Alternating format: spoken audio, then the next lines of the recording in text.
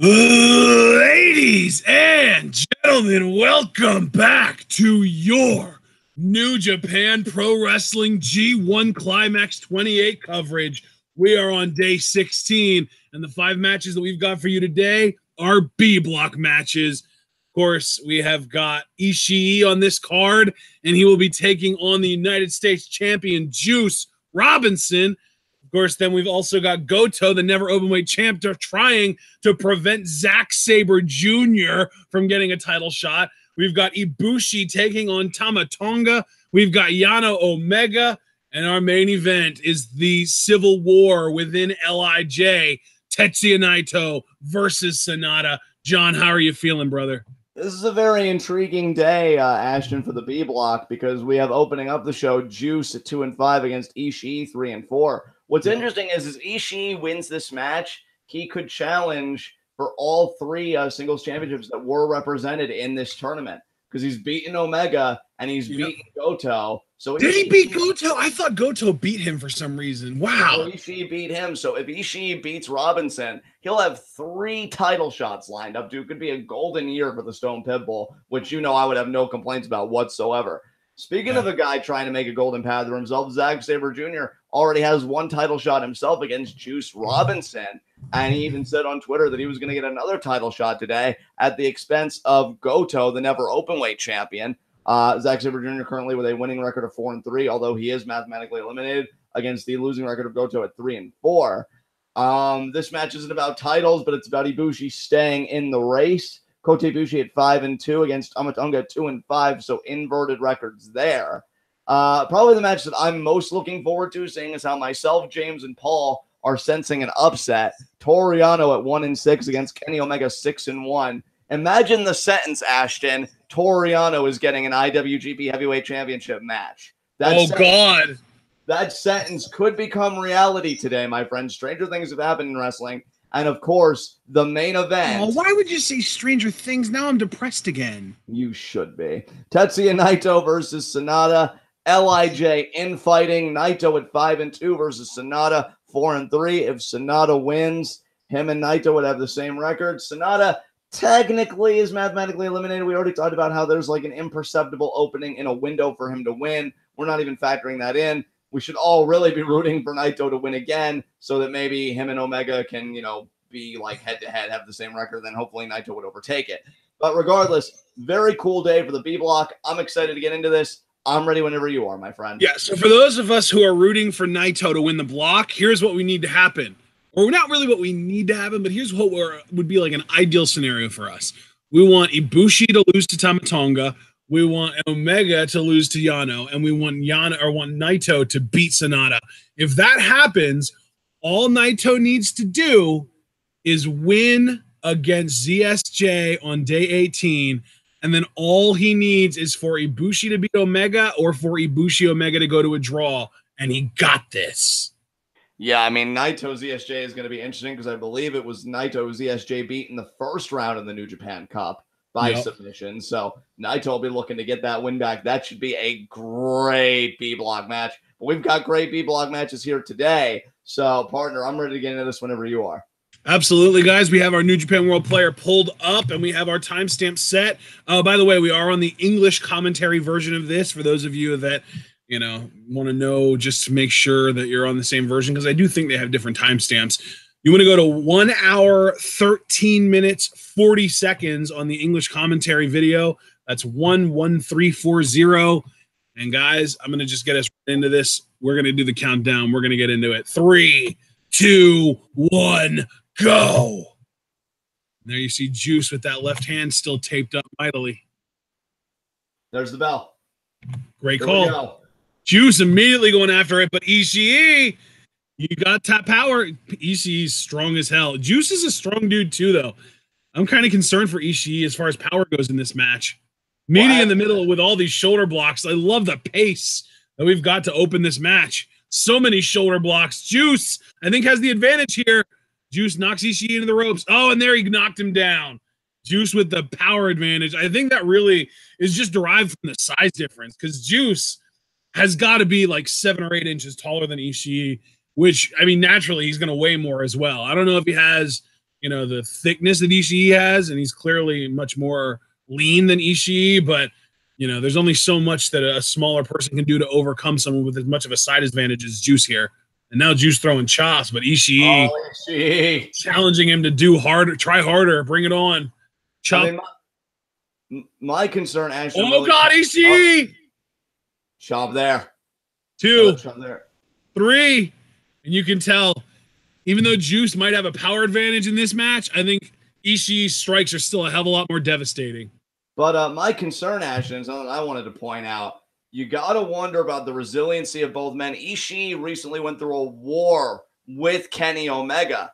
I highly doubt Ishii is at 100%. That may be an opening for Juice to really get the biggest win of his tournament thus far, in my opinion. There's another chop there by Juice.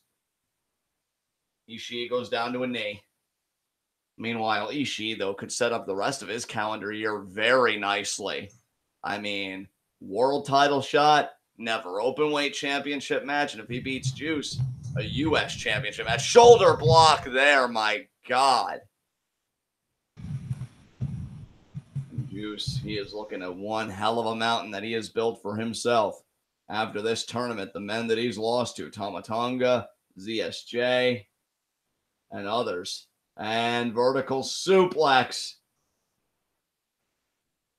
Ishii, the grizzled veteran, has said that he will always be the wall, now and forever, to people like Kenny Omega, to people that feel they're untouchable. And, you know, I'm not saying Juice feels untouchable. Quite the opposite, in fact. Chop there to Juice. Juice is even kind of questioning his place in this tournament. He's wondering if he shouldn't have given his spot to David Finlay instead, with how poorly he's been performing. Another chop by Ishii. And Juice expectorating. He got hit so hard.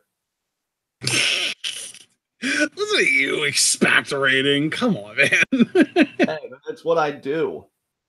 And Ishii now up in the face of Juice. I don't know if there's anybody more intense than the Stone Pitbull. Forearm there by the U.S. champion. Another forearm. Third forearm. And, oh, my God, that was the throat. That was the throat. Oh, Jesus Christ. So, have we been able to medically determine how much of a windpipe is left after being shot by Ishii in the throat? Snap jab. I think it degrades the windpipe by about 20% each time. Yeah. So it's also multiplicative. So it's not like 5 chops and you have no windpipe left. It's like after the first one, you're down to 80% of a windpipe. Then after the second one, you're down to 64% of a windpipe. And after the next one, you're down to whatever 4/5 of 64 is. I don't know, but that's multiplicative. It's amazing how far science has progressed. Oh my God! I thought Ishii was gonna get in a pile driver there. That would have been nuts. Juice, full Nelson slam, very nice. Nicely done there by Juice. Juice, you see the expression change. Is he already gonna? Wow, is he already thinking that right hand? That would be really early in this thing. I mean, Juice. He knows that right hand can get him wins. That's how he was able to beat SANADA and keep SANADA at bay. Unfortunately, he did hit the right hand on ZSJ, and that wasn't enough. ZSJ got a very unique leg submission there on Juice. Juice had to verbally quit because he had no available limbs to tap out. And snap jab. Snap jab. Snap jab. 3 in a row. 4. Oh, but Ishii there with the forearms. I don't suppose you remember the name of that submission by ZSJ, do you? Oh, it was I think if I looked in my history, I could find it, because I think it was something like Lily. Yeah, Cremation Lily. Cremation Lily, yeah. A UK band. Oh, and Lariat in the corner there. Another Lariat there. You just could be thinking Cannonball, possibly. And you see Ishii, I still feel like he's feeling the residual effects from that war with Omega. I mean, you got a world title shot out of it, but at what cost? And there's the Cannonball. Jesus, Cannonball. But if Ishii could get another title shot, I mean, for all Ishii fans like us, Ashton, it'd be a dream come true. I know, challenging every singles champion in New Japan outside of the one WWE shitter that hasn't shown up for G1. Yeah, Dad Bod Jericho. Crossbody from what Juice. High crossbody. And I do want to re-emphasize the size advantage for Juice. He just flattened Ishii. Yeah. And Juice, you see the look on his face. I don't know. I think when you're in the condition he's in, I mean, everybody's had, this would be their 8th match at this point. But even with the condition that Juice is in, you take 8 matches, you multiply that by the bad arm. You got a guy that's in a pretty bad way. Oh, but Juice thinking about that power bomb. Oh, but Ishii, though, great defense. And goes down to a knee. How smart is that? Oh. He's gonna, and he back body drops him. Beautiful. Ishii, man. He's feeling a chop there by what? A chop by Juice. Another chop there. Oh, yes. Ishii oh firing up. God. Ishii's chops have been devastating all match. Juice is throwing some pretty fire chops himself. Yeah, Juice. I think he has so much to prove to himself, to Ishii, to everybody in this match. I told you how Juice has begun to, doubt himself a little bit. I think a win over Ishii would kind of exercise those demons off the ropes. Power slam! Power slam by the pit bull. Can we start calling that the pit bull power slam? I was thinking about it, but since you said it first, I definitely know it's okay. Yes. And now, Ishii recovering here. I think you can see a little cut on the chest there, something. Some kind of bruising.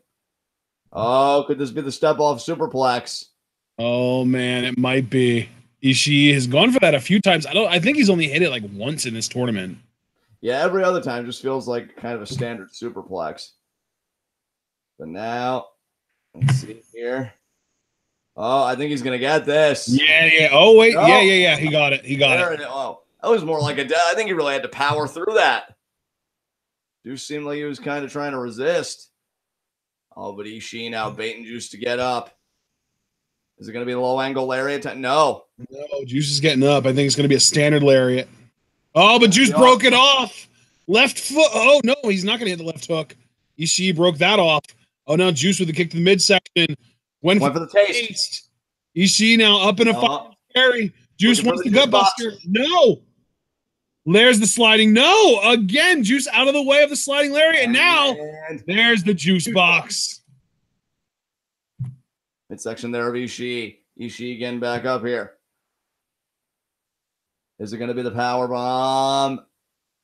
There it is. Layout power bomb. I love it. Stacks him up. Kick out.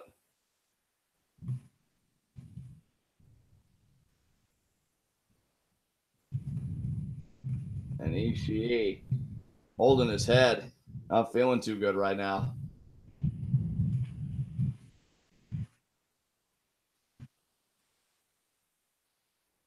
And Juice trying to think about what to do next. Of course, we know his calling card is Pulp Friction.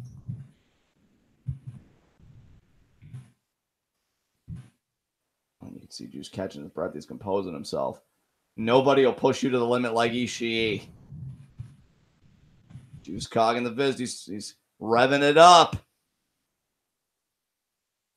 Oh, another shove there by Ishii. Oh, but Juice. Oh, no. Ishii forearm. Alternating forearms. So many alternating forearms. Juice again going for the left hook. Ishii with the headbutt. Oh.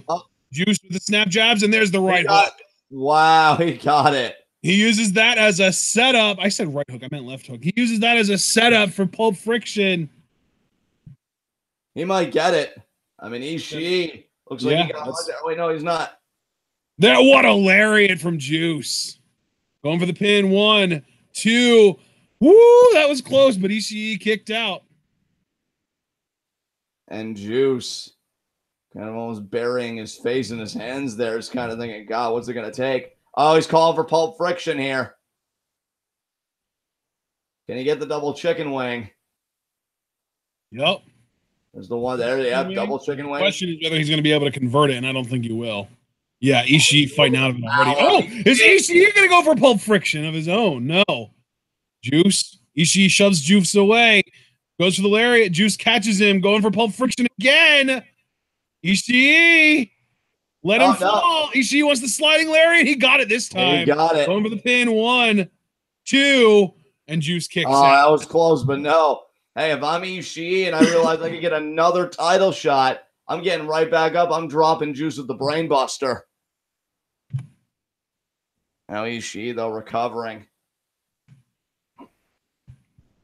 Ishii setting that arm up. Is he thinking a big lariat maybe here? And Juice, just the look on his face, he looks stunned. Stunned and out of it. Ishii off the ropes. Could this be the taste? Wants a lariat. Juice ducked. Oh, now this is going to end up being... Oh, that was a boot. Okay. Juice wants a lariat. No, Ishii wants a German, and he nailed it. There's a German there, Ishii. Juice firing up, though. I love fiery Juice. Oh, Ishii. My God. Just beheaded him with that lariat. Yeah, 1, 2. Juice kicks out. God. Woo-wee. Ishii, though, up relatively quickly. Man, I mean, Ishii was in the finals for the U.S. title tournament to crown the inaugural champion, ultimately won by Kenny Omega. Oh, Ishii's got Juice out. No, Juice lands on his feet. Oh, the headbutt. Oh, my God. Oh, the headbutt from Juice. Juice wants Pulp Friction again. Is he going to get it? He's up. No, Ishii checks the arm. Actually, that was right at the hand. Oh, Juice. Discus left elbow or left lariat. Ishii with the Gamangiri. Ishii wants a brain buster. He got it. That's it. Holy shit, Ishii's getting another title shot. Yeah, he is. Shit. 1, 2, 3, baby. Ishii picking up his 4th win of the tournament. He's broken, or not broken, but he's reached 500. If he can pick up a win on the final day, I'm actually going to have to look and see who he faces. It might be Tonga. Or no, he already faced him. Yeah, because Tonga was the one that mathematically eliminated him. So I'm going to have to go look and see who Ishii's opponent is on the final day. Maybe it's no, it couldn't be that. Maybe I don't know. I'm gonna look. Let's see. Ishii final day. It's SANADA. Okay, it's an interesting one. I'll tell you, Ashton, as an Ishii fan, I'm fucking ecstatic right now because yeah, he did get a never open weight title shot, and you know I'm kind of tired of seeing him in that division, but he also got a world title shot and a US title shot. So I wonder if New Japan's finally like, yeah, we'll give this guy a little something. Yeah, I was gonna say maybe it's finally time that we get Ishii in a championship match at Wrestle Kingdom. But the thing is, like, he's already been in so many never open weight title matches at Wrestle Kingdom. I really don't want that to be the one. I want it to be either US title or, I mean, obviously it's not gonna be world title, but I guess that means that I just want it to be US title. Right. It's gonna be fucking never open weight. God damn it. We're gonna end it with Ishii versus Goto at Wrestle Kingdom. Son of a bitch. You know, I hope you're wrong. I mean, we'll wait and see. I'm not ruling anything out. But Juice owes another. So, just to give context to everybody that Juice owes a U.S. title shot to, Ibushi, Ishii, Naito, Omega, Sabre, and Tonga. And even of the people that you would expect to reasonably take it, you've got Ibushi, you've got Sabre, and Tonga, and now Ishii. That's still 4 people, even if you take out like the main event guys. That you yeah, dude. The only guys that Juice has wins over are Toru, Yano, and SANADA. That's it. Yeah. Man, Juice. And who's he facing on the final day for the B-Block? Oh, Goto. So I guess you wouldn't have to worry about Goto necessarily, but shit. Oh, man. Shit. We just got a $5 super chat from Cliff Mall. Since the match is over, you want to show John my top 10 suspects of the Alistair attack and my reasoning for them? Yes. And then he also said he'll love my last one. John, I am going to take a screenshot of it because I know you probably don't want to worry about signing into Discord right now. So what I'm going to do is I'm going to take a screenshot of it, and I will actually post that screenshot in the live chat of this video for everyone to see, not just John. Is your face a suspect? No, I'm not. He actually did a really good job. He took it pretty seriously, man. I'm proud of Cliff. It was awesome. So you're saying you didn't do it? Obviously, I didn't do it. All right. Let's see. Hey, man, I don't know you. Now, Cash is out now. You know, that was derped on the card immediately. Okay. True. Interesting. Okay. Yeah, I love that the Ciampa justification is he's Ciampa. See, I even told Cliff I think he should remove Ciampa from the list completely because Ciampa already tweeted that he didn't do it, and if he did it, he would own up to it and literally just boast about it. Undisputed Era, they were the ones driving. It's pretty obvious, but yeah. Matt Riddle, same reason as Keith. Ricochet, either Undisputed, we're getting Chase Ricochet and is having an accident, or Ricochet is doing Cole's dirty work and is the 5th member of Undisputed Era. Hideo Itami, they feuded a year ago. It was Hideo's exit from NXT. He himself got laid out in the parking lot in 2015. And this is him returning the favor to someone else. Are you sure he took this seriously? Because I feel like it started to fall apart after Candice LeRae. But no. Wait. You said it started to fall apart after Candice LeRae. So you think Candice LeRae is a viable option? Well, I guess I should say at Candice LeRae onward. Okay. Yeah. No, I like the Keith Lee and Matt Riddle ones. I like the Lars one. I like the Undisputed Era one. I like the Ricochet one. Really, the only ones that I don't really take as seriously are Candice, Ciampa, and Itami. Yeah, this is a really great list, Cleb. I'm really glad I read this. Put a smile on my face. Oh, man. There's the SJ. He's taking on Goto tonight, seeing if he can get into the never open weight title picture. Yeah. Wants to get another title. I'm telling you, New Japan's mid-card is looking pretty stacked with all these people going for different title shots. Goddamn. Right? And while we're waiting for the entrance of Goto, I am going to read Tommaso Ciampa's Twitter because you reminded me that he has one. So, oh, have you not seen his latest tweet denying that he was the one that did the attack? No, I'm about to read that, but he posted something 57 minutes ago that apparently he gave an interview. And he said, I guess a quote from the interview, "I am your NXT World Champion. I am a god. You want something to believe in me." I can agree with that. Let's see. Yeah, that actually is sound logic from Ciampa. So,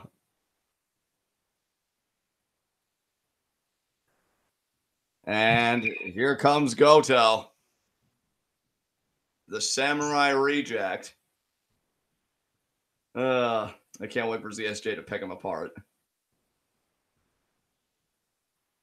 So Goto has to worry about Cremation Lily, orienteering with Napalm Death, hurrah, another year. Just so many submissions that Goto should be petrified of right now.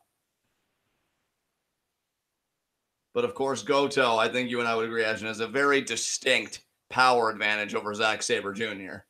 Oh, for sure. Yeah. I mean, I honestly, normally in these matches, I'm always rooting for the challenger, and I probably still will be here, but I feel like Goto is a horrible matchup for Zack because really, I mean, we've discussed before, obviously Zack is a technical wizard, but Goto is one of the most technical guys in like that strong style category where they're going to chop the shit out of you and forearms and all that stuff.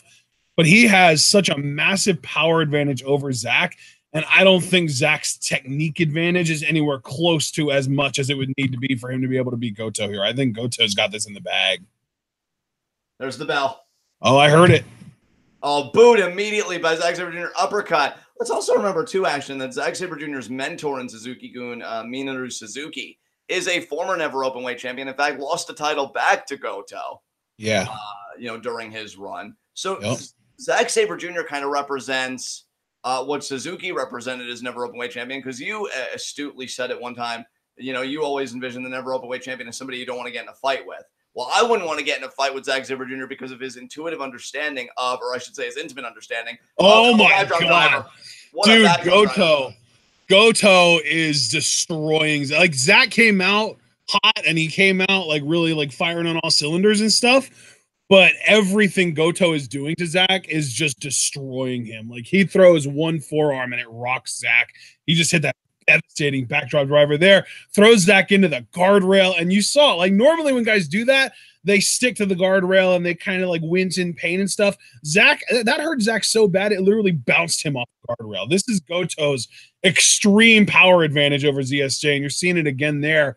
Another Irish whip into the guardrail. I'm telling you, man, this is the worst matchup for ZSJ from like a game theory standpoint in the G1, I think, because Goto is everything that ZSJ is like weak to. Like Goto has enough technique and technical ability to be able to counter ZSJ stuff like this. Like I wouldn't be surprised if Goto found a way out of this, Kimura. But at the same time, Zack's biggest weakness is that he is very lean, and he stays that lean for flexibility purposes. But Goto is such a powerhouse compared to him; it's unbelievable. And now Zack really targeting both arms. I saw he was actually going after the left arm at first, and then he just did the twist to the right arm. And see, that was going to bring me to my point before Goto's dominance confronted my face. Zack Sabre Jr., why I would never want to get in a fight with him is because he has an intimate understanding of the human anatomy. Yeah. And you saw that understanding on display there, neutralizing the arms of Goto. So does that mean that you would never want to get into a fight with like a neurologist?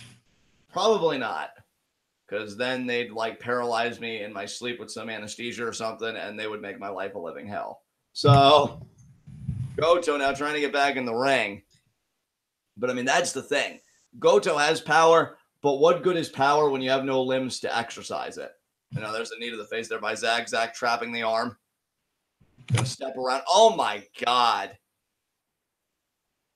Bending the fingers there.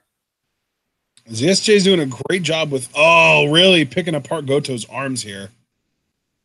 That's actually really smart too, because he's going to make it a hell of a lot harder for Goto to hit any of his signature moves, because he, the Shotenkai, the GTR, even the reverse GTR, all of that, you need arms to be able to do that stuff. Oh, and now ZSJ has a reverse Indian Deathlock, an inverted Indian Deathlock in here, and kind of challenging Goto. Back to the arm. Oh shit, he's going for almost like a butterfly lock here. Yeah, he's gonna teach Yoshihashi how to do it. Oh my God. Scrub. And Goto not giving it up. Goto's like, I'm not Juice Robinson. Maybe the big advantage that Zack has that I kind of ignored is just that submission prowess. I don't think Goto is really adept at all at submission wrestling. Well, that's why I said, man, like that intimate understanding of the human body. It's not just submissions. It's the innovative mindset that ZSJ has. Like you look at a maneuver, right? Like a single leg Boston Crab. I would argue one of the most elementary submissions in wrestling. But Zack does it to where the toe of your boot's going to touch your freaking head. Yeah. Like he takes even the most commonplace submission maneuvers and he elevates them to another level. This man is dangerous. Oh my God, just stomps on the elbow there. And Taka Michinoku is loving it. Plus, you got to imagine, now that Zack has the Michinoku driver, which we haven't seen him do yet, but I think we will see him execute it before the end of this tournament. He's constantly adapting and evolving his repertoire. Or you see the kicks there to the face. Oh, Goto caught it. What a lariat there. And that is the one thing. I know Zack is very arrogant, but you don't want to get in a strike battle with Goto. Stick to the ground you can win on. That being submissions, that being technical wrestling. Don't deviate from that. And shoot kick there. That would be like a water type Pokemon going against an electric type Pokemon. Oh, spinning yoke kick there. And beautiful backdrop driver again. And this is what I mean, man. If Goto can get a little bit of distance from Zack, just enough to prevent Zack from grabbing limbs, Goto's got such a massive power advantage. It's really going to be difficult for Zack to overcome. Zack could be Ushigoroshi submissions, and now back to the Kimura. Oh my God. I even wonder what the submission Zack could turn the GTR into.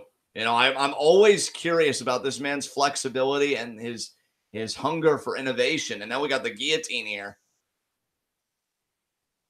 And this is why, Europe really has dubbed Zack Sabre Jr. the best technical wrestler in the world. Nice vertical suplex there by Goto. Honestly, I feel like Zack could really easily turn the GTR into hurrah. Yeah, probably. Knowing him. Like, reach his left leg up over Goto's head, and all of a sudden, like, you're in perfect position. I don't know. But Zack Sabre Jr., again, we know he's got a U.S. title shot. He was even posing with the belt after he beat Juice. But I almost feel like the never openweight title would be a better fit for him. So, I mean, if he can beat Goto, he'd be in that race. Goto trying to avoid that from happening. Lariat in the corner.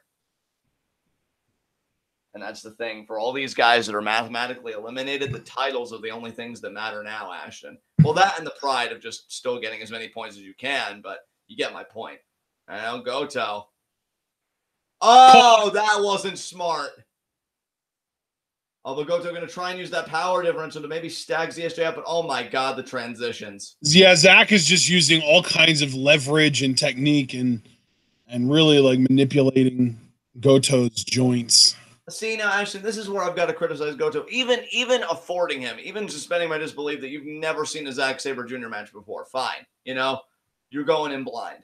But even in the time that you've been competing with him and you see how he can counter a lot of your holds like the Ushigoroshi and stuff like that, why would you feed him a limb in the form of an elbow drop? I think that was one of the most ill-advised maneuvers I've seen in some time. And Goto, thankfully for himself, gets to the ropes.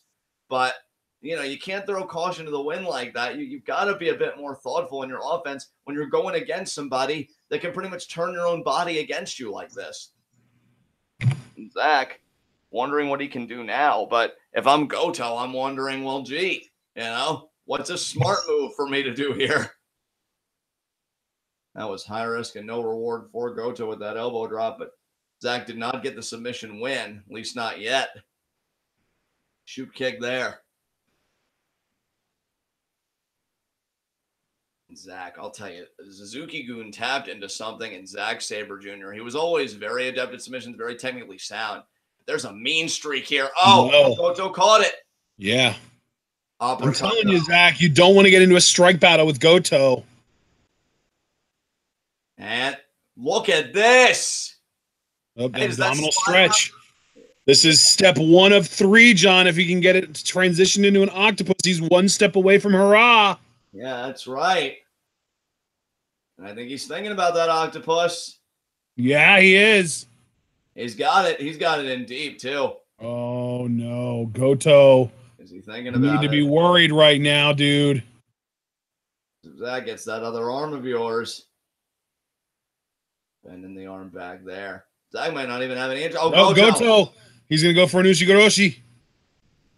And he got it. He got it. Goto's just like, ow, my knee. Ow, my arm. Why is everything hurting so much? And it's funny how we're seeing kind of the student exhibit the master, because that slide around that ZSJ did to get into the abdominal, that reminded me so much of Suzuki when he puts on the sleeper. And, you know, he really put a hurting on Goto, but Goto's Ushigoroshi got him back in this thing. Now Goto. Oh, Goto is thinking GTR. Oh, but ZSJ, though. Oh, my God. The kick to the wrist. Oh, and a kick to the other wrist. Zack with a double leg pick. Going it's going to be rolling throttle. Yeah, I actually called a move right. That was a pinfall. Yes. I'm so proud of you. You don't even know. And Goto's staying in it. I mean, that's the thing about Zack, dude. It's not just the submissions. It's the pinning combinations he can catch you with. It's everything. Even his strikes aren't necessarily bad. It's just in New Japan, he is in the one promotion where a lot of people are going to outclass him in that game in particular. ZSJ's strikes are like bee stings. Yeah, they hurt and they're kind of annoying, but there's nothing really devastating about them unless you're allergic. Oh, and bending the fingers back again here. Oh, my God. Odd. Zack, of course, taking a lot. The headbutt, though. Headbutt from Goto. If I'm Goto, I'm thinking inverted GTR and then the regular GTR, and I'm going to hopefully put him down for good. Yeah. I think that's what he's going to go for here, dude. There's the inverted. GTR. That's the beginning of the end for most competitors. Yeah, but notice, though, how Goto can't even capitalize because of the state of the arm. And what's Goto thinking here? I disagree. I think he's about to capitalize right now. He is thinking GTR. Oh, no. Could Victory roll. European clutch. 2, 3. He got it. Wow, Zack. Holy shit. Zack that gets another title shot. That might have been the sloppiest wrestled match I've ever seen Goto have. Wow. Zack Sabre Jr. He promised us he'd get another title shot. So like Ishii, the remainder of Zack Sabre Jr.'s year is looking very interesting because he'll be going after Juice Robinson and now Goto. You know, dude, it's actually kind of funny because Juice 2-6. Goto now 3-5. Juice has an opportunity to drag Goto down to have them finish with the same record. They could both finish 3-6 if Juice beats Goto on day 18, which they are facing each other. Yeah. Crazy. And Sabre, man. And Zack just ensured that he finishes with a winning record by getting his 5th win here. That's insane. Really, so many developments here. And yeah, Goto loses another one.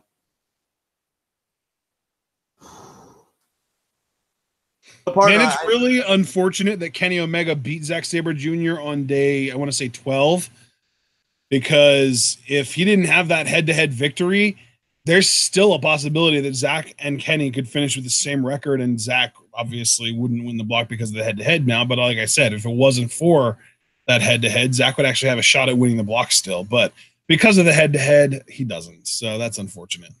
Right. I'm guessing you didn't care much for that match because you said like it was really like the sloppiest wrestle match you ever seen Goto have. Oh, no. I don't mean no. That was a really good match. I'm saying like Goto kayfabe wise made a lot of mistakes in that match. Like you mentioned the elbow drop. I thought you meant, but it hit me in the way. Yeah. Clarify. No, yeah, like Goto just made a lot of like kayfabe type mistakes in that match. Like that I feel elbow like drop, I was like, bro, do you know where you are? Like, yeah, exactly. That's what I'm saying. Like he's already beaten ZSJ. They've had a never openweight title match before, and Goto won it. So like, I don't really know why all of a sudden now it's like Goto forgot what ZSJ is best at and didn't try and counter it. Yeah. Dude, I'm actually excited about ZSJ in the never openweight division. Like when Taichi was in it for that brief period, it breaks up the monotony a little bit. So I just want everyone to know I am actually 0-2 with my predictions for today so far. Oh, it's been a bit of a rougher day for you then. Okay. Yeah. If Tama Tonga beats Ibushi, it'll be my first losing record on a day since day 6. So of course, day 6 and 16. God damn it. It's okay, Ashton. I still believe in you. Well, that makes one of us. Oh my God, James wasn't lying. Apparently, Colt Cabana is suing CM Punk. Yeah, no, I saw that earlier. He's apparently Punk agreed verbally to pay for Cabana's lawyer fees and stuff, and he's reneging on that deal. So Cabana's going after him, trying to at least get him to pay for that shit. And then obviously trying to get him to pay for the lawyers for this lawsuit as well, I'm guessing. Yeah. Oh my God. Wow. What a douche nugget. Oh shit, he agreed to it via text. That's way more incriminating than verbally. Yeah, oh shit. Yeah, I don't think Punk's going to win this one. I don't think the Angels are going to descend upon him like they did with Amon and be like, oh, this guy actually ended up putting his foot in his mouth. Now Punk's the one with his foot in his mouth. Oh, man. Oh, Phil, what are you doing? Yeah, I don't think the wife's going to be too This might be the thing that gets him back in wrestling, though, because he might end up needing the money now. Dude, the fucking universe working together, CM Punk. If I was a trolling fan, I would be like, hey, Phil, so would you say that these circumstances have left you to be all in? Oh, God, no. I'd be more like, hey, Phil, you're missing those WrestleMania paychecks now? Oh, Tama Tonga getting the jump on Ibushi here. I didn't hear the bell, folks. So I'm just going to give you a running timestamp. 1 hour, 48 minutes, 26, 27, 28, 29, 30, 31, 32, 33. Oh, God damn it. Marty Asami is the ref for this match, too. Son of a bitch. Get this scrub away. Yeah. Oh, well, now he's being all authoritative. Well, yeah, he'll tell him what to do, but he's not going to disqualify him. Yeah, folks, I really have been trying to do better with the bell ring thing, and I still think you and I have done fucking excellent this year, but I really have got to remember that certain people don't give a shit about that, and they'll just attack an opponent straight away. Like, next year, I think I'll be perfect, because I'll be on guard for people that are just dirty fucking cheaters, like you, Tama Tonga. And going after Ibushi here. Again, Ibushi is 5-2. I'm going to go to 6-2 today. And then really, oh my God, Tonga. Did you hear him? He just said, "Why do you think they call me the bad boy?" I never cared to know. I don't think anyone calls you the bad boy but yourself. That's a self-appointed nickname, which is lame. Yeah, you're like a schoolyard bully. And I stand by it because you got a tongue lashing from your employer about how you use social media. And I'm choking Ibushi here. So yeah, the two matches I'm really looking forward to now, because I mean, I was looking forward to Sabre to see if he would get another title shot. Ishii for the same reason. This match is okay. I guess if only Ibushi can get the win and really stay in the conversation. But really the next match I'm most looking forward to really is Kenny Omega versus Toru Yano, because holy fuck are we gonna get an upset here. Body shot there, hard elbow. Just got $2 super chat from Cliff Mall. So can we say Punk can be the 11th suspect? Yes. He needs the money, guys. God damn it. That's terrible. I mean, it's hilarious, but it's terrible. Yeah, I mean, honestly, due to how in demand he is, he's probably thinking, if I just take one really good gig, maybe it won't even be WWE. If he just works with a gig that's like, okay, I need to pay this much, which is going to be more now because of the legal fees. Like, if Punk's smart, maybe he could settle it out of court, tell Colt, listen, I'll swallow my pride. I'll get back into wrestling enough to pay the originally agreed upon cost. I'll take on the debt that you've incurred. Let's just not take this to court. And if he can do that, then yeah, go back to WWE briefly on like a part-time contract, go maybe on some independency. They could like pony up somewhere they could pony up that cash. Power slam there by Tonga. But yeah, I don't know.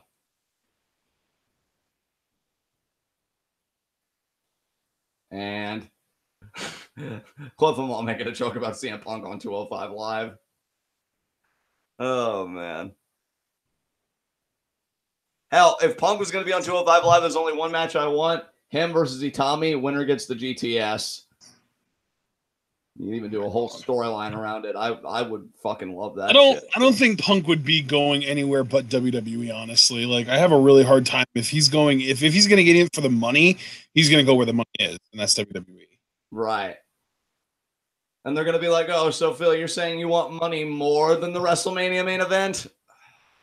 Yes. All right. It's almost like this business is a business. It's a work. It's not a shoot. Exactly. Who would have thunk it? What were you thinking, you Mark? I was thinking I could change things. What? Change a business from a business? How preposterous. And Tonga here smothering Ibushi. Man, Tonga, I supported you so strongly for so long. And now I'm just like, wow, firing squad. Here to ruin another G1. But so far, he's actually keeping to himself. I haven't seen Tonga Loa do any of his bullshit. There's a headbutt there. Got Ibushi by the hair. They're like, oh, headbutt there. Trying to knock Ibushi out. Jesus Christ, Tama. He definitely has issues. Oh, firing squad. You're just going to hand this one to Ibushi anyway, aren't you? James doesn't think Punk will have to get back into wrestling because of like the money he's made from writing comics and his UFC appearances. Maybe. Ibushi, man, just got rocked again. Tonga's record in this has been so pitiful. 2-5. So James, I know it was a typo, but I'm not sure which part would because you said Punk made over $1 million in UFC and millions in UFC. So which one of those was actually meant to be UFC and which wasn't? Yeah. I'm guessing one of them was meant to be WWE. I'm assuming the over $1 million was meant to be UFC and the millions was meant to be WWE, but I can't be sure. Another forearm there. Forearm by Tonga. $100K per UFC appearance plus bonuses, millions in WWE. Okay, that's what I thought. And Ibushi off the ropes. Nice kick there. I mean, yeah, he made $1 million in UFC, but he also had to shell out money for literally the best trainers that he could afford in UFC. So I don't know if that was worth it. Like he genuinely invested in UFC like it was going to be his career. He's of delusional like that. He's kind of got that ego. Yeah. That's the beauty of wrestling, is that you could be as old as Punk is, which isn't even that old anymore, like by wrestling terms, when we see people that still have active careers. But like, you know, they do a good job of protecting you and making you look a certain way. With UFC and stuff like that, it all hangs out there, you know, like your limitations are going to show, everything's going to show. And when he bombed and Dana White was even like, yeah, I think his UFC career is over. What more can you really say than that? You know? So maybe he can continue to write comics or do this or do that. I mean, I don't know what his financial situation is. I'm not going to pretend to know. But if we see him go back to wrestling, it won't be because he missed the fans. It won't be because he loves it. It won't be because of any of this like emotionally complex shit. It'll be because, no, that check though. So Tonga here's got Ibushi by the hair. Could be Tongan twist. And that's definitely what he wants, but Ibushi counters.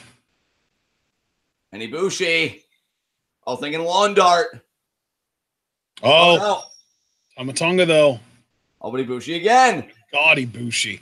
Half and half suplex. Nicely done. That was beautiful. Man, how badly does Ibushi want to get to Wrestle Kingdom 13? Tonga here trying to create distance. Ibushi, though, could be thinking that triangle Golden Star moonsault. Thing is, John, I feel like if Naito wins, it might actually mathematically eliminate Ibushi. Really? If Ibushi loses and Naito wins, I think that would be it for Ibushi. But if Ibushi wins, though, and Naito also wins, that really wouldn't affect Ibushi's standing. Correct.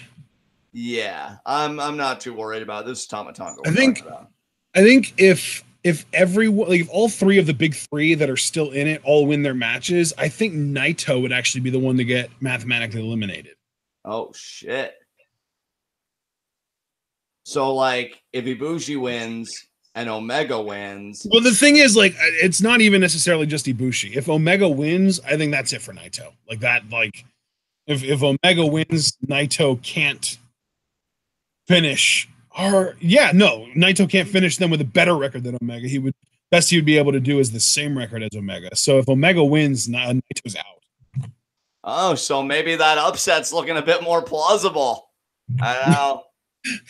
Tonga. Well, I love that that's where you go, and yet all I'm thinking is, oh damn, Naito, it was a good run, bud. Well, no, because see, I'm the exact opposite as you, dude. I don't think Naito's run is over. I still have faith. And like, if you're telling me that makes me even further entrenched in my conviction. Holy shit, we're gonna see the biggest upset in New Japan fucking history. I know, Ibushi. Because I'm sorry, I love Yano, but Yano beating any world champion ever is just like, I know he had that run where he would beat Tanahashi, but Tanahashi didn't have the title then. And now, Ibushi. Oh, he's way up. What the hell? You're really gonna do this in a match with Tonga? When Kenny Omega's like your final opponent? That's on Saturday. Like, he's gonna throw the match out, dude. You don't have to worry about this. God. Oh my God. Backflip. Oh, Jesus. And that was actually a genuinely good moonsault. Holy shit. Yeah, it was. And look how excited Ibushi is. He's so good. Listen, Ibushi, I love you, and I love that you're back on good terms with your lover, Kenny Omega, but you really didn't need to do this, bruh. He was gonna throw the match out. That's great. That would be like you, like, staying up all night, depriving yourself of sleep to just be like, John, I did this really amazing thing. Well, Ashton, I'm proud of you, but I called the company to do it. They'll get it done in like 2 hours, and it'll cost us so much less. And then you're just like, oh, well, I have to go think about things. And how Tonga being dragged back to the ring. God, you should fight smarter, not harder, you dope. And Tonga back in the ring. Although, God, you know what, dude? This whole conversation about eliminations and stuff, let's just have it when the show concludes, because I can't even figure. Because, I mean, Ibushi, I am convinced he's going to win. Omega's the one that's more up in the air to me. Oh, wait a minute. Tonga Loa. Now, are you going to disqualify? And the one person that we know can't get eliminated is Omega. Like, no matter if everything goes poorly for him, he still won't be eliminated. Right. But, like, if Ibushi won this match, would he need anybody to lose, or is just him winning enough? No, if Ibushi wins this match, him winning is enough. Oh, God. Oh, God. No. Counter it, Ibushi. No. I refuse to accept this. Yes. Yes. Fuck Asami. Fuck firing squad. Now what's this? Dropkick? No. Nope. Ibushi rolls through. Ducks the lariat. Oh, misses the shoot kick, though. Neck breaker. Could have been a gun stun, but, you know, neck breaker, that's fine. And now, neck solvent up here. I think. Oh, he's thinking head shrinker. Yeah. Oh, but Ibushi, though. Oh, God, never mind. Yeah, Tonga got it. Ooh. Oh, that was close. Yeah, it was. Damn, Ibushi, I didn't know you knew how to do a near fall. Damn near gave me a heart attack, son. Don't scare me like that.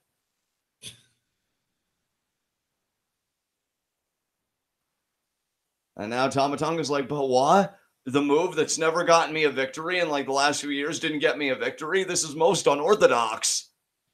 And gun stun.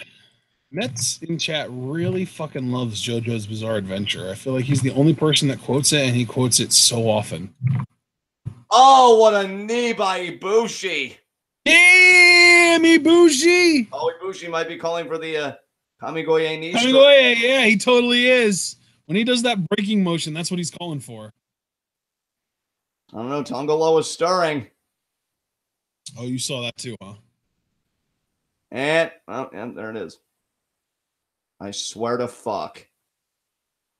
If this is really how Ibushi's going to fall to 5-3. It's time I'm going to get the fucking guns done here. No. Oh, but the ref. You know what? Fuck him anyway. He wasn't going to do a goddamn thing. Yeah, someone get red shoes out here. We need a competent ref. God damn it. There's a roundhouse kick. Roundhouse kick. He might wait. He called for the power bomb this time. Yeah, exactly. We believe in you, Kota. Oh, well, there's Fale. Fuck Nuggets. Body shot. He said fuck Nuggets. Hilarious there. Your laugh is the best thing. And now, oh shit, Kenny. Here comes Kenny. Oh, yes, Kenny. V-trigger to Fale. Yes. Oh, but there's Tongaloa. And there's the spear. Who do you think you are? Your cousin Roman? Oh, look, Kenny Omega taking damage, softening him up for Toriano confirmed. Yeah, you're not wrong. That's the thing. Oh, Tonga's going to get a gun stun here. Can I cheat to win? Oh. No. Oh my God, what a wind-up.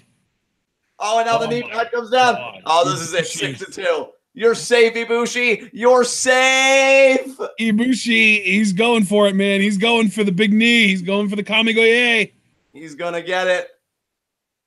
This is it. Shit. No. Tama out of the way. Tama, gun stun! Oh. 1, 2, 3. Shit. Okay, now I want to be clear. If Naito wins, that's it for Ibushi. All right. Or if Kenny wins. If either one of those guys wins. If Kenny wins, that's it for Ibushi. If Naito wins, that's it for Ibushi. If either one of those guys wins tonight, it's done for Ibushi. Well, then I guess it's bye-bye Ibushi because Naito's totally winning today. As of right now, I was going to say it's Schrodinger's G1 result because Ibushi is both still alive and eliminated simultaneously until those two results come in. God damn it, firing squad.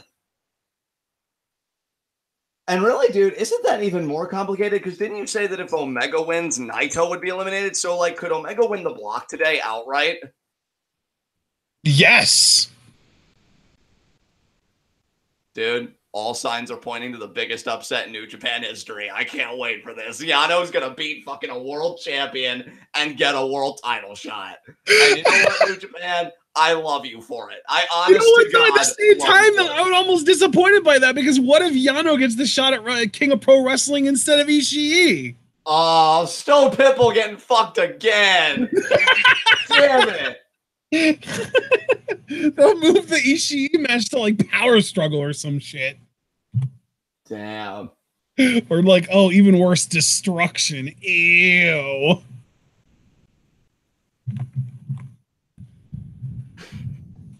I love when James gets all excited and talks shit in all caps. Ibushi could ruin his lover's match at Vocal Aggression. Yeah, listen. Yano has got, we're about to witness the biggest upset. I say it again, the biggest upset in New Japan history. Toru Yano is about to beat Kenny Omega for realsies. Oh my God, yeah. Oh, geez. I can't even. And Omega's already out here. So obviously, we're not going to get him doing an entrance. Hangman Page hanging around in his friggin' jeans. He doesn't even have boots on, man. Hangman Page is so caring. I know, right? Man, because here's the thing. Even New Japan knows when they're talking around in the front of, like, guys, we need that one really big shocker for G1 this year. What do we do? We have Yano beat Kenny Omega. Holy shit, I love it, but no one's going to believe it. We need a backstory. All right, we'll get Firing Squad to beat him up a little bit. That'll give some more plausibility to the win. Great. Let's do it. Like, because you can't tell me that, like, of course on the Yano matchup, they do all this. Why? Why not just have the match? Because I think everybody knows on some level they could not, for as much as we love Yano, I could not suspend my disbelief that he could beat somebody that ended Okada's legendary fucking reign straight up with an asterisk, because obviously straight up with Yano means using all of his tactics. He would need outside help. I'm convinced, guys. I think it's all right there. Yes, this is confirmation bias. I will readily admit it. And if I'm wrong, I will also readily admit I was wrong. But I feel like they're setting the table. So, and that's... Oh my God. I also just realized, dude, we might actually legitimately, if Yano does win this, which I think we're both kind of assuming right now because of the way the table's been set, we might legitimately not get Ishii's title match at King of Pro Wrestling. That might happen at Fighting Spirit Unleashed because that's their US show in September. Are we even covering that show? Of course. All right. Because, yeah, I really do want to see. I'll tell you what, though. We will be covering that show, but I don't think we're going to be covering Destruction this year because there are 3 Destruction shows, and they're most likely going to be, like, main evented by mid-card titles kind of thing. Well, so yeah. we'll do Fighting Spirit Unleashed. We'll do King of Pro Wrestling, obviously. And then, you know, we'll probably do Power Struggle if I had to guess. I'm pretty sure we're going to do Power Struggle. But then that'll be our last New Japan coverage until Wrestle Kingdom, because Power Struggle already is November 3rd. So then we've basically got like a 2-month break from New Japan until Wrestle Kingdom in January. You see how excited Yano is? Because he realizes the implications of everything that's happening. He's just like, yeah, ref, pat me down real quick. It's Red Shoes too, dude. He's the competent one.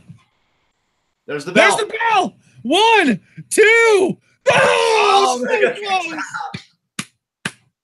Yano wants that title shot, man. He knows. He knows what's at stake.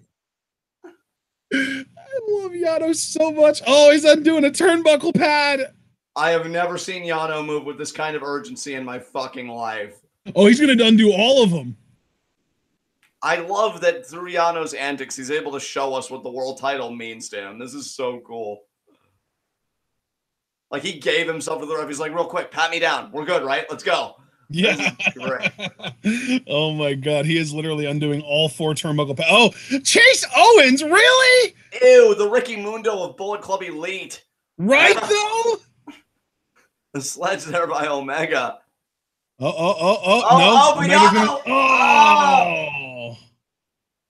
Now Yano.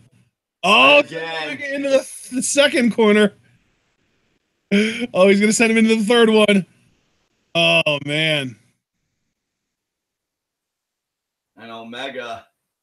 Oh, jeez. Oh, and now Yano going for the 4th turnbuckle pad. No Chase Owens to stop him this time. Yeah, why not? What the fuck's wrong with you, Chase? He's actually watching Chase, I think. Yano's so happy right now. He's like, I feel so good about my life right now. Oh, Chase! Chase taking the shot for Kenny. And Kenny's like, thank you. Oh! Back elbow from Yano. Oh, Chase has a turnbuckle pad. He might actually get Kenny disqualified here? I don't know. Oh, he put it back. He put it back for Kenny. Oh, and he pulled it away for Yano.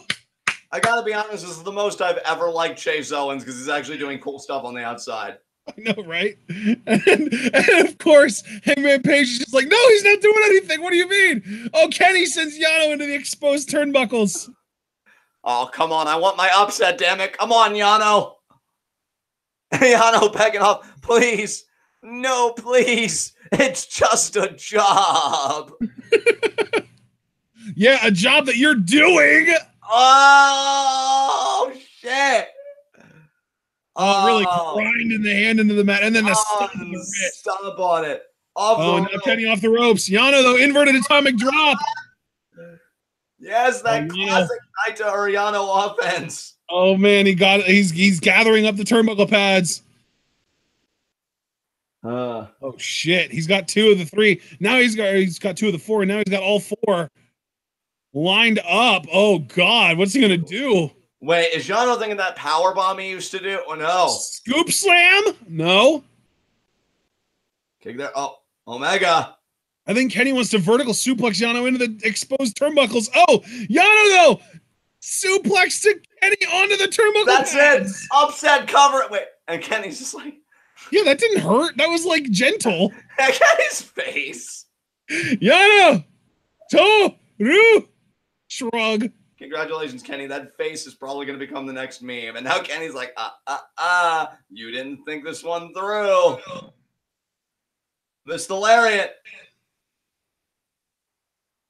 Oh, Rev admonishing Yano there. Oh, my God. We're going to have a lightsaber battle with turnbuckle pads. Kicks the middle one out. Let's do it. Oh, my God. Oh, he got it. He hit Kenny over the back. This is going to be like a strong style strike exchange, but with the turnbuckle pads to the back. Oh, I love their facial expressions so much. Kenny, what's going on with your face? It's amazing. That's what. Another shot there.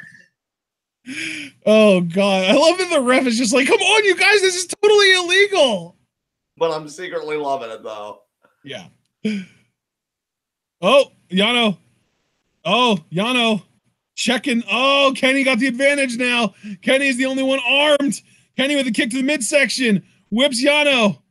He's got the... Oh, but he's swinging a miss. Yano with the roll up. 1, 2. Kenny kicks out. Come on. Oh, Yano caught the pad. Oh, God, the dragon screw pad whip. I can't believe that was a genuine line of commentary. I can't. Kenny's just like, oh, what the hell happened? I know. It makes sense from a physics perspective because he like whipped Kenny out of the ring. He didn't do any damage to Kenny with that move, but it definitely would twist Kenny out of the ring if he was hanging on tight enough to the pad. Oh no! Oh no! Yano's tying Kenny. Oh, wait a minute. He's not even tying Kenny to the ring post. He's tying Kenny to the young lion. Yes. They're bound together. And now tie them both to the guardrail for good measure. Oh my God. Imagine if that young lion had like a big man crush on Kenny. I know Yano just kicked him in the gut. What the hell? Oh shit, Kenny! No, he's got an anchor tying him over the guardrail. Yano's brilliant, man. I love Yano. He is amazing. I'm telling you, we're getting ready to see this upset. The count continues. Hangman Page trying to help the young lion up. 10, 11, 12, 13, 14, 15, 16, 17, 18, 19. Oh, and he just got in the time. Damn it. So close. Yano's treating Kenny and this young lion as both being Kenny Omega now. He's just attacking both of them. Yeah, this poor young lion. Oh, Kenny's probably thinking of this kid. Hey, kid, how's it feel to be Kenny Omega for a day? Oh, the double team! Oh, God! we did it! I think that's Red Narita, too. Oh, they got him unhooked. They got him unhooked. Thank you. Oh, roller package, too! No! Oh my God! Oh, that's the trigger. Yano wants a belly to belly. Yes, suplex. Kenny. Oh God, Yano. Fireman's carry takeover. Oh my shot. God. Oh. Kenny though. Crucifix pin too. No. Come on. Title Kenny with a V trigger. Going for the pin. No. 1, 2. Yano with the hair pull into the pin. Oh, that was so close. Oh, Kenny now with the dragon suplex. Jesus Christ. Come on, Yano. Give us that upset of the century. Give it to us. Dropped him flush on his neck. Oh, my God. This match has been insanity. You mean amazing? And Kenny fires the gun. Come on, Yano. Sidestep. Decapitator. Oh, God. That's the thing, too. If you're a Naito fan, you're rooting for Yano as well. Yeah. Oh! Ref! Kenny's gonna suplex both of them! Kenny's gonna suplex that. Oh my God. Oh, and now Yano shoves Kenny into the ref. Yano! Oh, yes! Oh my God. Shot block. Oh, here comes Firing Squad. Oh, fuck off. Wait. Damn. What good did that even do? Why did you attack Yano? I guess because he was trying to pick the bones of their labor, I guess, and they felt insulted. Guns done. There it is. Although I should say, Yano did get hit first. He could crawl over to the cover if he wanted to. Wait, Tonga's actually looking at this. Is he going to try and manipulate? Oh, my God. He's going to put Yano on Omega. Where's the ref? Referee's like, okay. 1, 2, 3. Oh my God! What happened? Shot. Oh my God! Firing Squad ruins everything. Yeah, I would have popped so much more if it was like he got the win based on his own shenanigans. I'm rooting for Firing Squad to just not show up at all for the rest of the tournament. Just no show. Yeah. However, brother, it might have been a hard pill to swallow, but this does keep Naito in it. Does keep him in the running. He needs to win, though. He needs to beat SANADA. I think he will. Well, and the thing is, if he does, that will mathematically eliminate Ibushi. Well, Met's apparently laid out a path that maybe that's not necessarily true.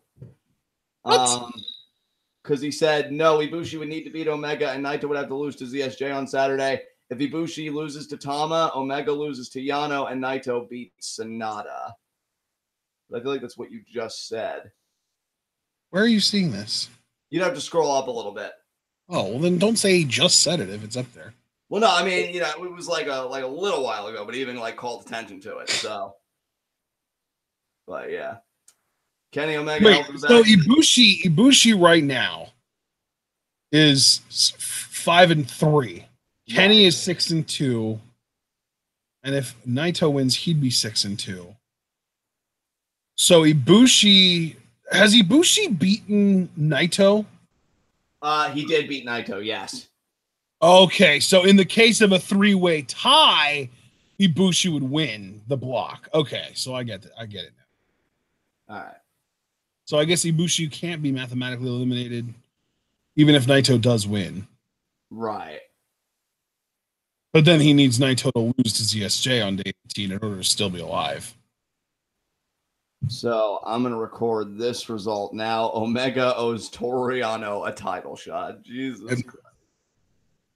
I mean, basically, it's like if Naito loses any more matches, he is done. He is mathematically eliminated.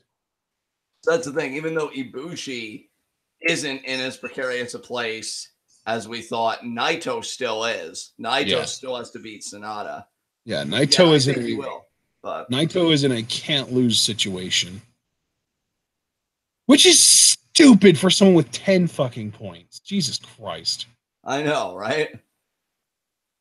Like, he's won 5 of his 7 matches and he's still in a must-win situation or he's done. That's it's got to be difficult for Naito to kind of wrap his head around. Yeah, it's fucking dumb, man. Damn you, Ghetto! Oh man. And yet I'll tell you, we might as well call Omega's title reign the Revenge of Chaos because he beat Okada for the title, and now Chaos members Ishii and Yano are gunning at it for him, or gunning at him for it. So crazy. SANADA here coming out. This is a big match for SANADA because even though, again, like, he has no chance of winning, he's mathematically eliminated, all that stuff. To be able to beat Naito, who everybody kind of looks at as the de facto leader of LIJ, even though multiple guys have come out and said there is no leader, we're all the leader kind of thing, it would still be a huge deal for SANADA to beat a man of Naito's stature within the company. So, you know, SANADA isn't going to take it easy on Naito, and I don't think Naito would expect him to. So, very much looking forward to this main event.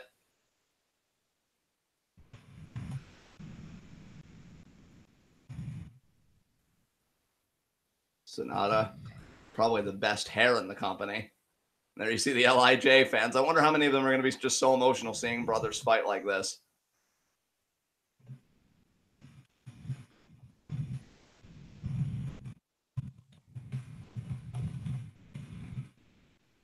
Here comes Naito. What are your thoughts on this matchup, Ashton, as a big LIJ fan? I mean, you definitely got your membership with LIJ, your card out with pride. What do you think about this main event? I'm so like, I just feel like SANADA just needs to lie down because he can't win the block. So just lie down and, you know, let Naito get his big win. It's okay. Oh, so you just want like SANADA to take it easy on Naito because Naito still has a chance to win this, and he needs all his energy for ZSJ on Saturday. So does SANADA still have a chance to win? I don't think he does. I mean, he might though, because he could still finish 6-3. Ibushi, Omega, and Naito could all potentially finish 6-3. So if there's like a big ass schmaz, I don't know. Maybe SANADA still has a shot. I mean, it would be interesting because like he did beat Ibushi, but he lost to Omega.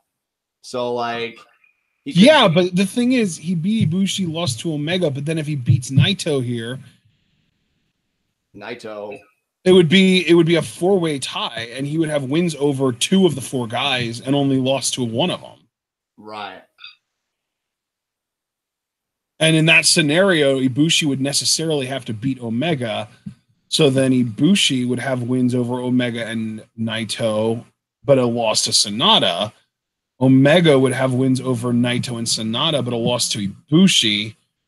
Naito would have lost to all 3 of them, but those would be his only 3 losses. So, like, fuck, man, I don't know. I feel like there might be I don't know, dude. SANADA out. I could always take that cross out away based on today's events. But again, I see Naito winning. And if Naito wins, like, that should just end all discussion. It is definitively a 3-way race. Naito, Omega, Ibushi, which is really how we've been treating it. But I don't know. Stranger things have happened in the G1. If SANADA were to win here, maybe he'd still have something to say after all.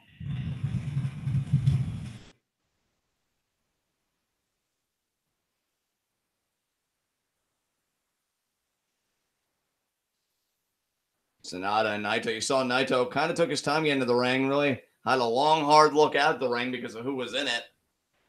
You can see the look on Naito's face. This has got to be weird on some level for both guys.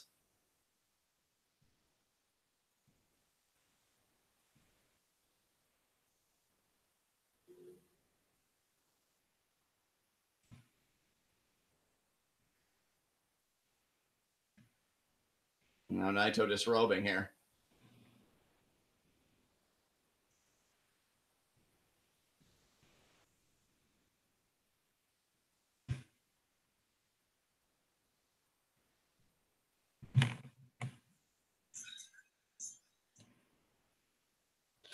It is worth noting that if SANADA is still technically alive, because it is technically still possible for him to, have the big four-way tie where he would be up there with everyone else. Right. Then I guess in a pretty straight up, then I guess that whoever loses this match is mathematically eliminated for sure. Right.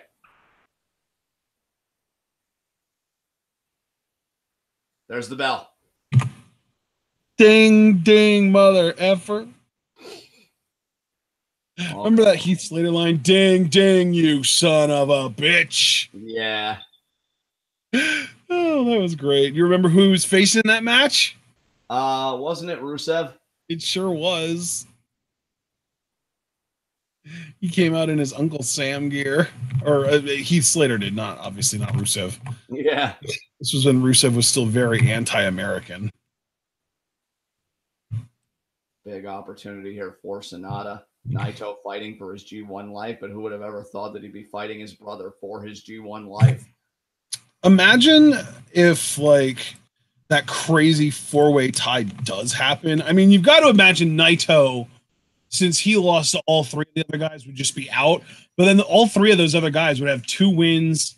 Or no, I guess, you know what, though? I wonder if, God, SANADA beat Ibushi but lost to Omega, right? Yes.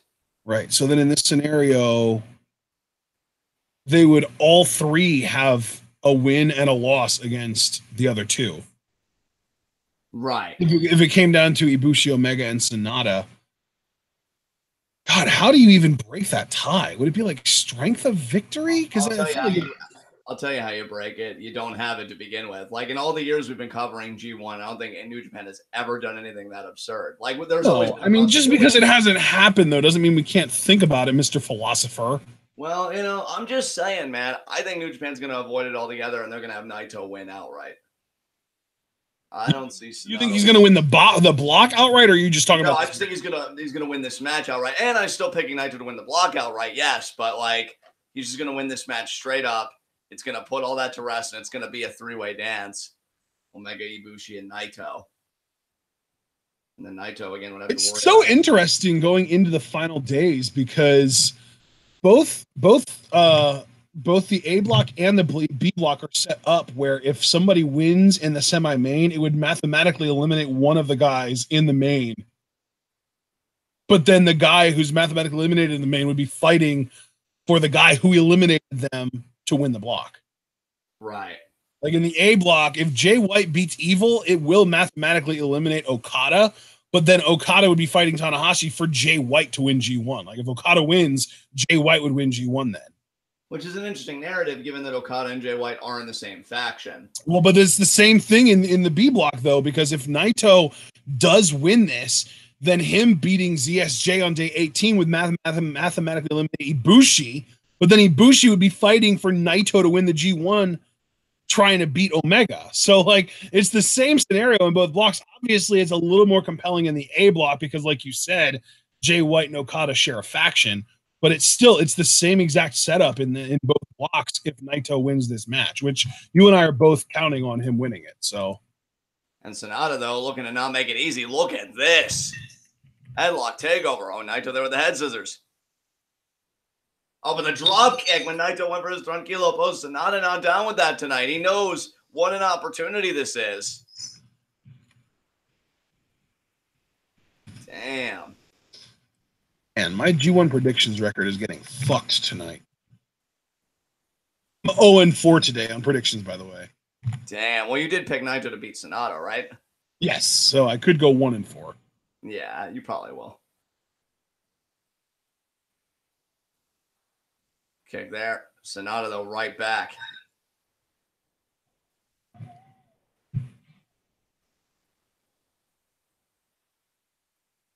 Forearm there, another forearm there.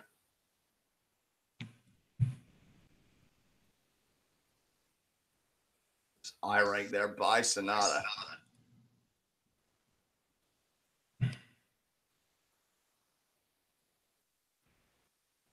Back elbow there by SANADA. Oh, could have been thinking that moonsault into the skull end and inverted neck breaker there.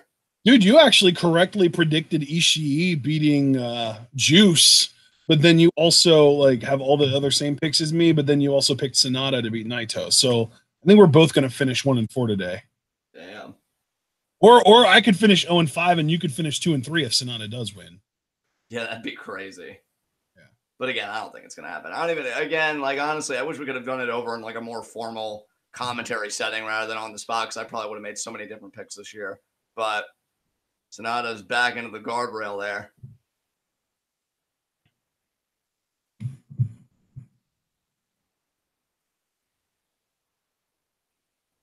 And SANADA, again, the back end of the guardrail.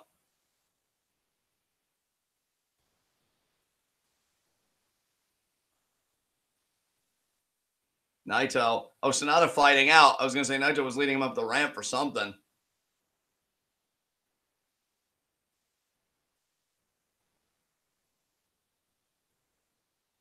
Breaking the eyes. Inverted. Neck breaker. Another neck breaker. And going to back up. Going for the drop kick.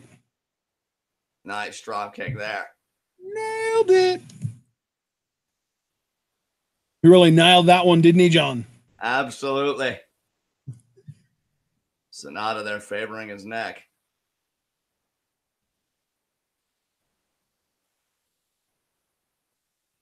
Now Naito just rolling back in the ring like, nap time.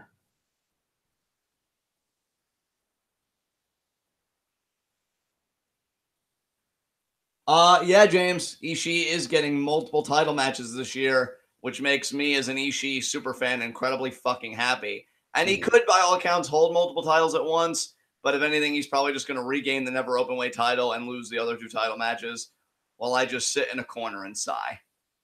And Naito picking SANADA up here. SANADA back in the ring. And he gets a neck breaker for his efforts.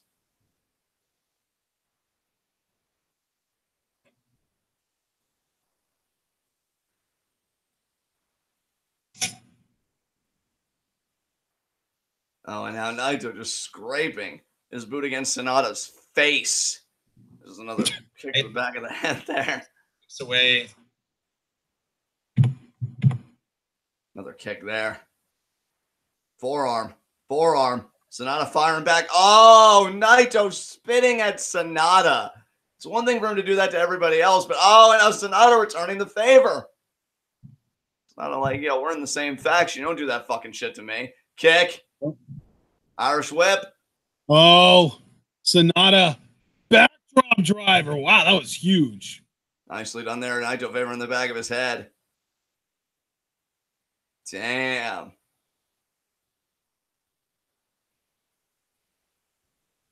Gosh diddly darn. Now SANADA trying to get the feeling back in his arm.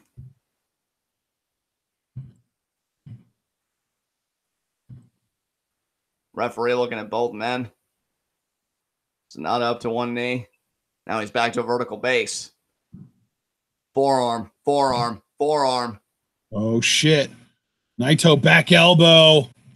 Off the ropes. SANADA jump, drop kick time. And he hit. Wow, Naito, really? You don't have him scouted out that well? I even knew that was going to happen. Shit.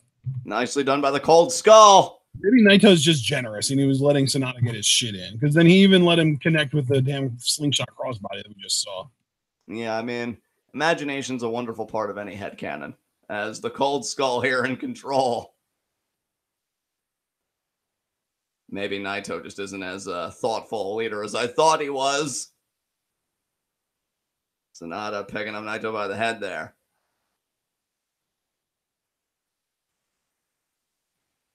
Of course, SANADA, he's on the roll now. He's got the offensive going now.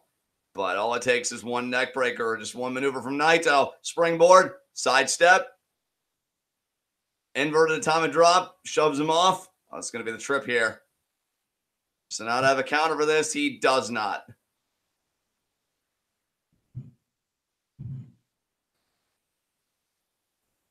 Now Naito looking on more or less thinking, shit.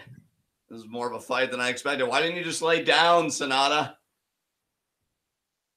Got it. I think Naito still has ZSJ to contend with on Saturday. Got SANADA by the hair here. Is it going to be Glory already? Oh, SANADA, though, great defensive posture.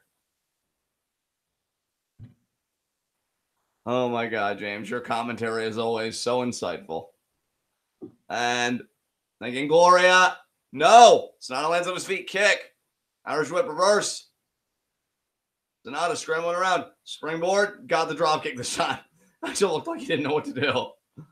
Like, wait, what's happening? How do I prepare for this? No! Oh, I'm too late.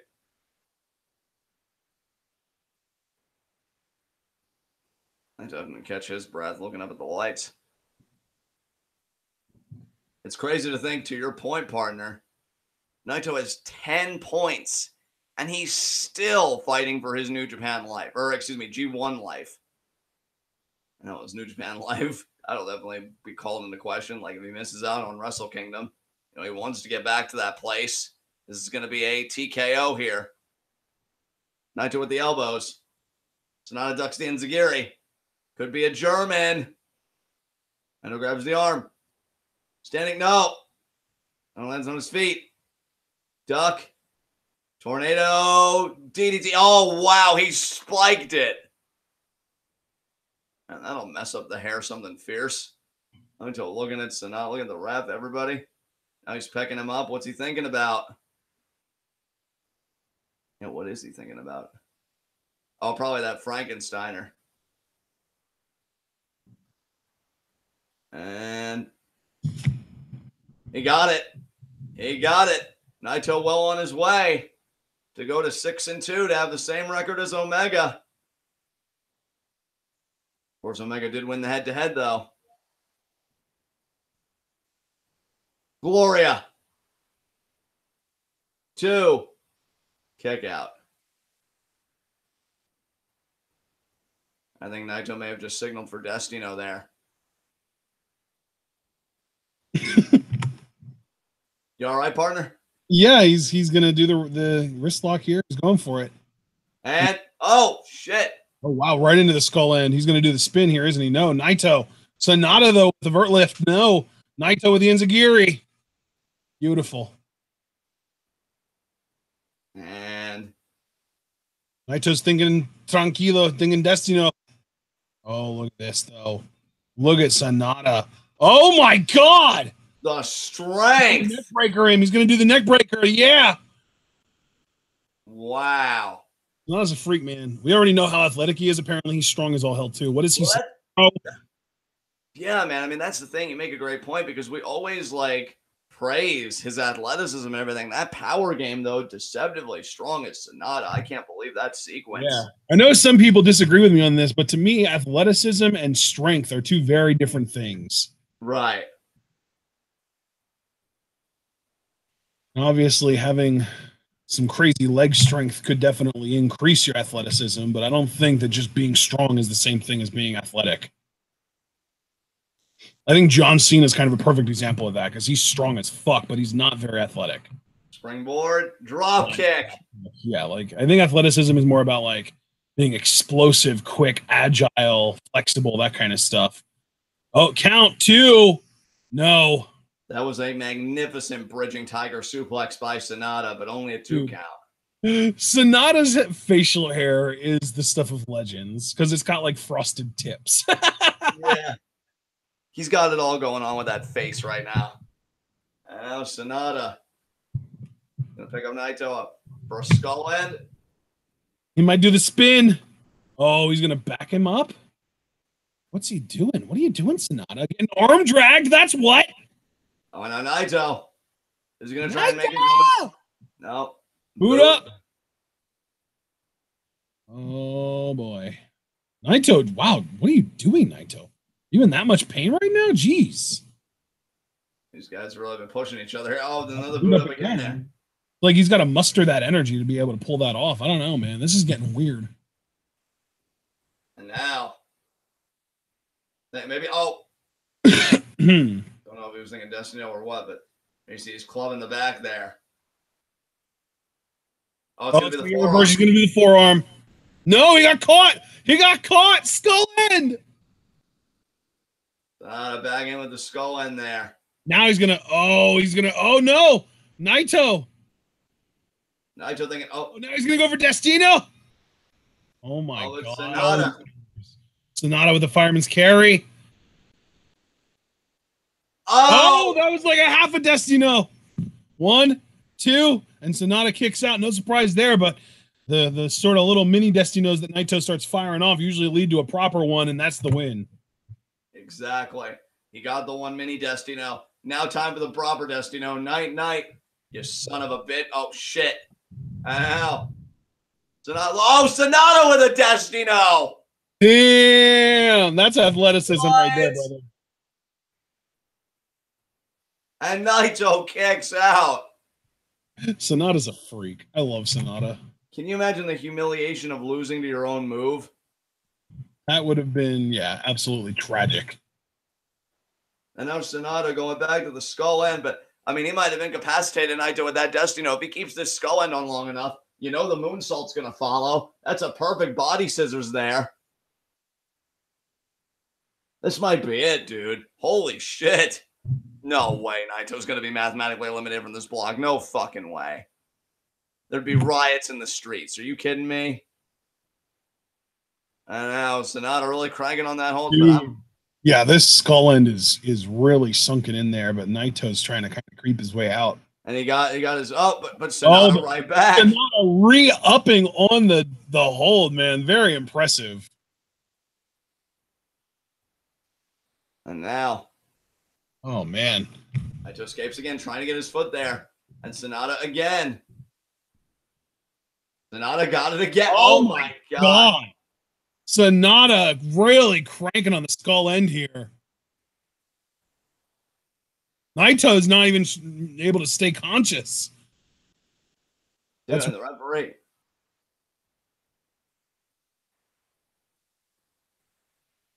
That looked really weak to me. And SANADA. Oh, SANADA wants the moonsault. SANADA's going to end it with a pinfall.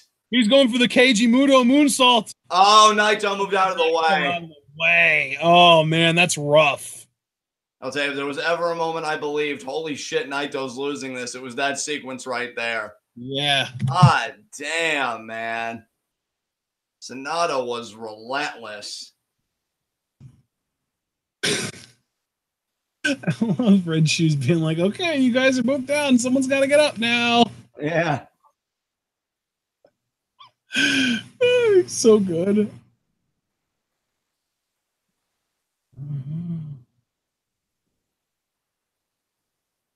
SANADA trying to get back up to his feet.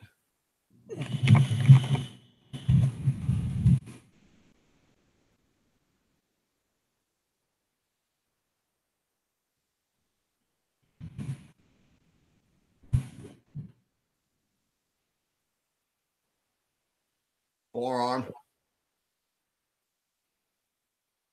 Forearm by Naito. Oh, man. These guys are both so worn down right now. This match has been really intense.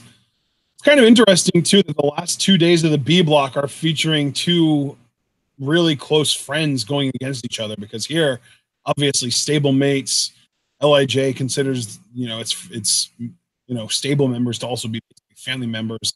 And then the final day is Omega Ibushi. G1 Climax, where friendships get fucked. I know. Here's going to be the forearm. He got it. That's going to do it. Destino time. For realsies. No. SANADA again. Back up. He's going to try and get into the skull end again. Gonna moonsault. Yeah, moonsault into the skull end. He hasn't swung him yet. No, Naito. What? Oh, could be an O'Connor roll. Wants the O'Connor roll. Got it. 1, 2. Oh my God. Woo! That was close. Was that 3? No, that was 2. But my God. That was so close. That was one of the best near falls I've seen in the longest time. I thought that was 3. Holy hell. Forearms again here by SANADA. Discus forearm. Oh my God. Well, he's done. And That was devastating. German. Oh my God. SANADA ate it. SANADA. Oh my God. I love SANADA. Yes. Oh God. SANADA. Oh geez. This is gonna be it. This is gonna be a destiny. Yeah, that's gonna be it. 1, 2, 3. Hell of a match. Hell of a match, guys. Naito picks up the win. SANADA mathematically eliminated for sure now if he wasn't before. Naito now, all he's got to do is win and hope Ibushi beats Omega or Ibushi Omega goes to a tie. And Naito will become the B block winner. Yes. That really all he needs is for himself to be able to beat ZSJ and then Kenny Omega to not win. Right. Naito will be rooting for Ibushi or a draw on the final day if he can pick up the win over ZSJ. Which, given that Firing Squad demonstrated that they want to make Kenny's life a living hell and they don't want Kenny to win G1, I wouldn't be surprised if they inserted themselves into this match and caused a double disqualification. So then all Naito would have to do would be beat ZSJ. Yeah, I just think it's funny thinking about, oh God, who's coming out with a chair? It's Hiromu's jacket. Oh, I love these guys. Where's Bushi? There's Bushi. Bushi's here too. Oh, I love this. And water bottles to both guys. Bushi pouring in Naito's mouth. Oh, this is adorable. That was a war, man. That was a hell of a match. That was probably one of SANADA's best matches ever. That was insane. Yeah, it really was. This is going to go down as one of my favorite matches of the tournament, simply because of the story and like SANADA doing Naito's own move and actually doing it well. Like, yeah, dude, SANADA. That's I think what makes SANADA's athleticism so much freakier is just how big he is. Like he is. Obviously, he wouldn't be huge if he was in like WWE, but for New Japan, SANADA is one of the bigger guys that they have. Right. And the fact that he's as athletic as he is just freaky because he's got to be at least like 6 feet, maybe 6'1". Most of the guys in New Japan are under 6 feet. And SANADA, not only does he have the height, but he's also like thickly built. Like he's got the musculature. Right. And yet he's still this freaky ass athlete. It's crazy, man. SANADA, you always think about like the NFL comparison because like there are so many guys in WWE that can play for NFL teams or at least be NFL caliber athletes, but in New Japan that's much rarer. Like even Okada, we know Okada is a freaky athlete, but he doesn't have the build to be able to withstand the NFL pounding. I think SANADA is one of the few guys in New Japan that could, if he had the skills, obviously, play in the NFL from an athletic and size standpoint. Right. Like he could be like a running back. He's like 5'11 and a half, maybe 6 feet tall, 220 pounds. Yeah, he's got like ideal running back size. So now Naito cutting a promo. SANADA's still down and out, man. He took a hell of a beating in this match. Yeah, I think I saw like screen caps from this promo because they do reference Hiromu and they say, you notice somebody's not here with us. And then he pretty much says, come back soon, dumbass. I guess affectionately calls him a cabron. So that's adorable. I love it though. All right, I'm gonna close out of this before I start getting choked up. This is great. Yeah, man. Hey, your boy Naito's still in it. He still needs a little bit of help, as we noted. But B Block, still a 3-way race between Omega, Ibushi, and Naito. And tomorrow, right? Tomorrow, we're pretty much going to determine the winner of the A Block, correct? Yes, that's correct. Tomorrow is the A Block final day. It's day 17. We've got Yoshihashi versus Hangman Page, Makabe Elgin, Fale Suzuki. God, I want Suzuki to beat that ass. Jay White fighting for his G1 life against Evil. And then the main event, Tanahashi Okada, which is pretty much definitely going to determine the block winner, but it depends on how Jay White does, because if Jay White wins, it'll determine the block winner between him and Tanahashi, with Okada fighting for Jay White's G1 life. So that could be really interesting. Or if Jay White does lose, then it would just be Tanahashi versus Okada one-on-one for the block, which sadly does kind of actually seem more likely. Right. So, yeah, I guess we'll see you guys tomorrow with that. I had a lot of fun with these matches. Thank you to everybody that came out and joined us. You guys are amazing. And we'll see you tomorrow at 4 p.m. EDT. So with that said, I'm going to hand it over to Ashton to formally take us home. Absolutely, guys. We're going to be covering the last 3 days of the G1 Climax on the day that they air. That's tomorrow. We'll be doing day 17, Saturday, day 18, Sunday, the finals. It's going to be a super fun weekend. I can't wait for these shows. And those are also the only shows that we're going to be covering on those days. So we actually are going to be really being able to kind of dedicate all of our time and affection and energy into those shows. Definitely looking forward to it. Of course, if you are here still, we appreciate you sticking around. Remember to like the video, subscribe to the channel if you are new, and of course, click the bell icon to get notified whenever we go live or upload a video. Like us on Facebook, follow us both on Twitter, buy our merch on Teespring, donate to the Patreon, and finally, of course, remember to share this video and this channel with all your wrestling fan friends. Let them in on the best kept secret in the YouTube wrestling community. And we are the workhorses of the YWC, and we prove that. And we've been proving it all summer, and we will continue to do so. Guys, this has been a lot of fun. Of course, the B block coming to a close. We're down to 3 guys in both blocks that are still eligible to win. And we're gonna find out who's gonna win those blocks on the next 2 days, and then we'll find out who wins the whole tournament on Sunday. We'll see you then. And of course, the most important thing then is that you remember to stay tuned.